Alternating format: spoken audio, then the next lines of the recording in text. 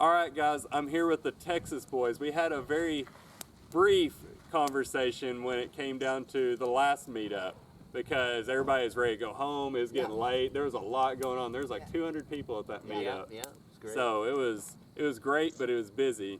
But now I finally get to have a sit down kind of talk with them about some of the things they got going on. Because I've actually got questions. I've sat there and watched some of y'all's videos going, oh man, like, I want to know about this, I want to know about that. All right, man, so, let's do it. One of the questions I want to ask y'all, for people out there that are wondering, cows versus goats, that's like the question of the homesteading century right now. Do I want to get one cow or do I want to get a bunch of goats?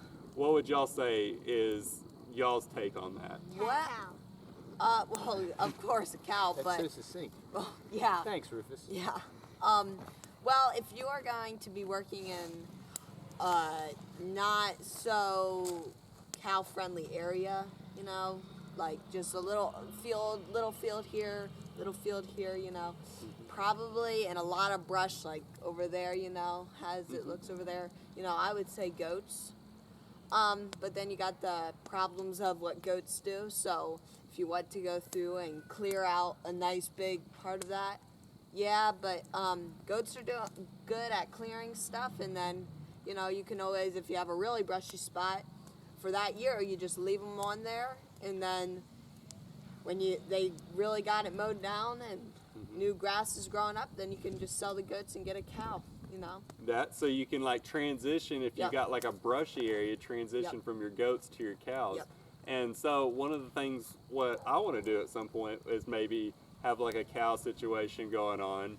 Some people are like, well, how's the milk different? Do I want goat's milk? Do I want cow's milk? And I usually tell them that's a preference thing, but y'all have had both now, right? So how would you say the difference there is? There's not a whole lot of difference. There is one major difference, Cream. you know.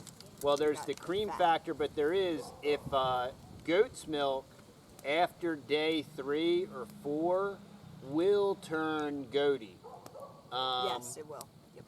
You know, cow's milk, obviously, the taste remains the same until you use it. Another thing that I noticed, because I predominantly put the goat's and cow's milk in my coffee, is when you heat it, sometimes the flavor will change too, towards that more goaty type flavor. I hear that a lot with people that if you do it, you hear people giving tips and tricks to not have goaty tasting milk. Now, the other trick is as soon, like if you were gonna get goats and you were gonna just totally invest in goats, I would just if you were gonna have, I would just get a milking barn where you just lead your goats. They have a totally separate sleeping pen. You lead them in there, they milk, and you have a little refrigerator in there. So if you have a lot of goats, you can put a quart of milk in there or so, because the faster you can get the milk into a cooler or a freezer or a refrigerator, just to cool it down for 20 minutes, is the better. Because so if you're like there and it takes you an hour, you're gonna inherit all the smells of whatever. I bet that's the case. And one thing I'm thinking about, because with a cow you're going to get probably a lot more milk depending on the breed. And some people are like, well, I don't want all that milk. One thing I've looked into doing, and it's something to do with time kind of thing, people don't want to go milk twice a day.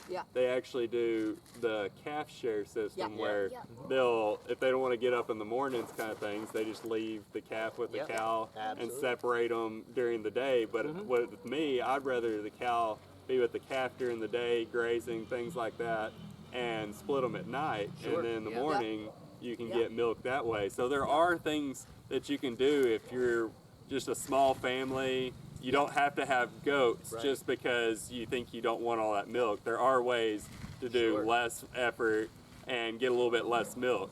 And another thing, kind of going to another topic, y'all have Muscovy ducks, right? Yes. What's the plan with those? They are, well, we just butchered one and we tasted it, and it's exactly like beef. Tastes exactly like beef. I know they're very dark meat. Yes. And so you would say, that's the first I've heard duck tasting like beef. So my grandpa, he had a funny saying that we all still talk about in the family, and he's talking about when gone wild duck hunting. Uh-huh. He said the best thing you can do with a duck is to make ducking dressing. You make ducking dressing, throw away the duck, and eat the dressing.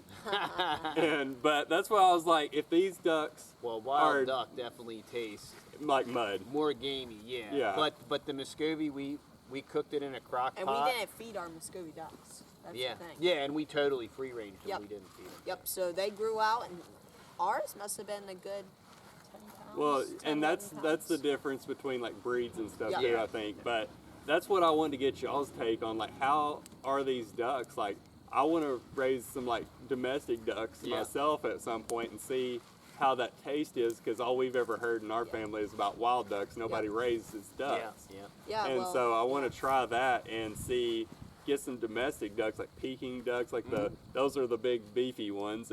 But I want to try stuff like Muscovy Yeah. ducks. Now that y'all say it tastes like beef, I really want to try it. Yeah. We. So- Yeah. If you would. We made it like a roast, but if you would bring it to somewhere and you would just give it to somebody, somebody would say that's a roast. And Yeah. That's very Yeah. interesting. Yeah, we took it to a friend's house for They thought it was Thanksgiving, roast. and they loved it. I yeah, mean, they everybody didn't know it loved was it. duck, They and said then it we was told them it phenomenal. was duck, and they're like, "What?" Yeah, and some people did think it was pot roast. so. Yeah. So you know what that means, guys. At this point, we're getting some Muscovy ducks later on in the future. Yeah. We got to Big try Muscovy this duck out. fans. Yeah. Big duck.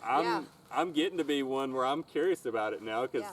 my only experience with Muscovy ducks was my best friend's grandparents had some that chased me in the house every day as a kid. Okay. Oh, And so I was terrified of Muscovy ducks for a long time. But that's beside the point. And I guess one of the last things I really wanted to ask y'all about was, I see a lot like with your greenhouses, and that's interesting to me because kind of on my channel we're growing tropicals, things like that, and y'all just kind of got a greenhouse set up that has your vegetable plants, but you also have like your tropicals, like your mangoes. I saw Yeah. y'all had mangoes, things like that. We just dropped off some of the sugar cane. We kind of talked about that when we were Yeah. cutting it and stuff. You got some sugar cane to start out with. So I heard a little bit on one of y'all's videos, y'all plan to do a compost pile to heat your greenhouse. Yep. So I know it takes a little bit more compost to get the hot composting Yes. going. So are y'all going to just make kind of a big pile and yeah. turn it and everything like that, let it heat up and let Yeah, we that? currently have a hot pile right Yes, outside the very greenhouse. hot. So what we're gonna do is we're gonna build just a little plywood box, and we're gonna transfer the heat and then just start adding to it. So Yeah, and I've with the compost pile, is kind of the trick to getting it hot was the adding cow manure or leaves and grass clippings or pine needles. And it's funny because They heat it Texas right Dad up. and I talked about this a little bit over messaging. What we do for our compost in College Station to get it really hot and going is we don't actually even eat any of our sugar cane because it tastes awful because of our soil and our water. Oh, But there's so much sugar inside of this that if you grind that stuff down and put it in your compost, it's like bringing Red Bull to the party for your microbes. yeah, And it's like where you'll hear about people putting molasses and stuff in their Yeah. compost to really get the microbial activity pumping. So we grow a bunch of this stuff and use it as a compost booster because you get all this like this green material from these will get like 14-foot tall stalks and they'll expand out from there. So what y'all could possibly do if the sugar cane, it should be better with y'all's soil, and we just have we almost have brackish water in College Station, and that sodium makes the stalks taste awful. So y'all may have some sugar to snack around on, used in some recipes because you grind that down. It's just like kind of grassy flavored sugar water, but it's good for flavoring. But that might be something that helps y'all with y'all's compost. Grow it as like windbreaks, harvest it Oh, yeah. for a compost booster. Yeah. yeah. So that might get y'all some things going on with heating this greenhouse a little bit more, maybe next year if these start growing. Yeah, that sounds awesome. We're looking forward to it. Doing some more experiments. Yep. So I think my last question for y'all is, I've seen a little bit what's going on this year, so it's not too long. 2018 is going to be here. Yep. What's in store for the Texas boys in 2018? What do you think? Well, I we're- wanted to say pigs, but I don't know. well, Goob's thinking about pigs, and we keep talking about pigs. Yeah, we're gonna have another Texas boy or girl, so that's due in Hey, congratulations. 18. Honey's gonna calf at the end of December, so we should have a new calf in 2018. Hopefully, we're looking at a 25-acre plot that's fenced. That's a potential 2018 addition. We're adding a bunch of trees this winter, a bunch of fruit trees, expand the food forest, front and back.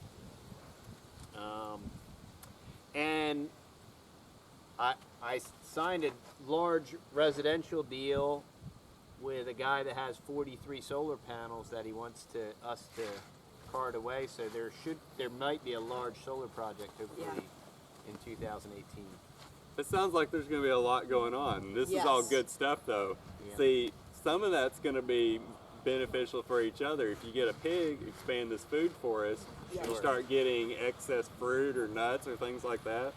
That you can just go back to making some really good tasting pork. Or excess milk, you know? Yep. Yeah, exactly. When we make cheese or anything. And that's what I thought about.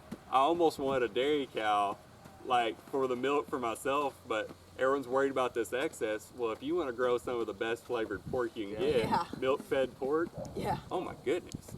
And talk about growing some pork fast on all that that butter fat going on there. That's right. So it sounds like there's a lot going on. I'm excited to watch what y'all have coming up, and I'll definitely be following along. I'm going to leave the link for them down in the description, and we're going to just keep following y'all along. So if you like this video, be sure to hit that like button. And if you have any more questions for me or the Texas boys, leave them down in the comments, and I'll be sure to ask them or get in contact with them. And if you haven't done so yet, be sure to subscribe to the channel. That way you can be there when all the new videos come out. Until next time, I hope you'll join me right here on The More You Grow. See y'all.